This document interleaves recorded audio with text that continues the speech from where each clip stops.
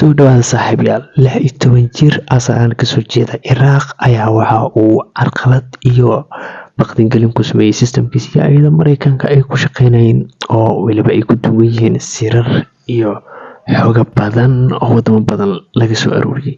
Haddaba halkan ayaan ku eegaynaa qisada saxda ah ee hackerka Mustafa al-Bassam. Mr. Bassam waxa uu ku dhashay Baghdad, Ciraaq sanadkii 1995. Asiga iyo qoyskiisu waxa ay kasoo carareen kasoo qaxeen dagaaladii iyo amni daradii ka jirtay dalkaasi, ayagoo magangeliya ahaan u yimid dalka UK.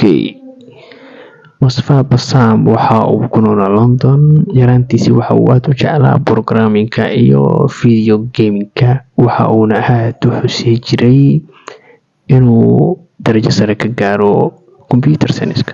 8 jir marka uu ahaa Mustafa waxa uu bilaabay habka ay u shaqeeyaan kombiyuutarada, inuu barto weliba data analysis-ka, focus-kana uu saaro qaabka kombiyuutarada hacking loogu sameeyo ama hacking-ka qaabka uu u howlgeliyo. Barashada hawshaas waxay ka dhigtay mid waqti badan ku qaata kombiyuutarkiisa, mar uu gaming ciyaarayo iyo mar uu focus ka saarayo programming-ka iyo weliba coding-ka. Mustafa marka uu ogaaday in uu hacking sameyn karo, coding-kana aad ugu khibrad sareeyo, waxa uu isku dayigiisa koowaad ku bilaabay iskuulkii uu dhiganayay, marka asigoo dhex galaya website-ka iyo system-ka iskuulka uu ku shaqeeyo si uu u ogaado xogaha ardayda iyo weliba xogta macallimiinta sida salary-ga ay qaataan, ardayda oo kale maadooyinkooda grade-ka ay ka haystaan oo kale.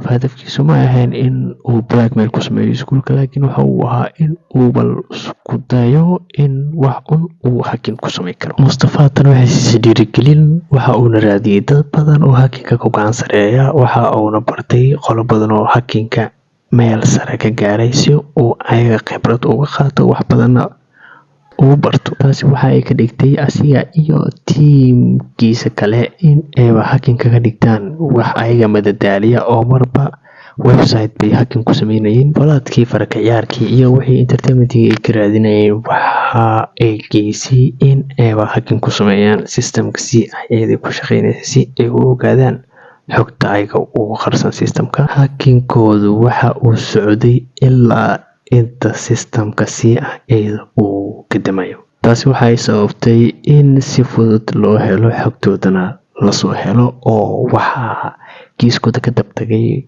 mid kaloo hacking ah oo agency iyada ka tirsan ah. Waxa uuna soo saaray tiimka hacking-ka ku sameeyay carqaladna ku noqday ama socodka howlihii CIA-da ay maalin lahaa. Kiiskooda iyo hacking-kooda ahaa ama ku saleysnaa entertainment iyo in ay tijaabiyeen awoodooda, waxaa soo saaray oo daqiiqado gudaheed banaanka keenay nin double agent FBI-da ka shaqeeyo lagu magacaabo Sabu. Waa hacker aad ugu sareeyo hacking-ka iyo difaaca system-yada. Waxa uuna soo saaray tiimkii Mustafa iyo kuwii kale hacking-kaasi la sameynayay, waxaana intoodaba lagu xukumay xabsi 5 sano ah.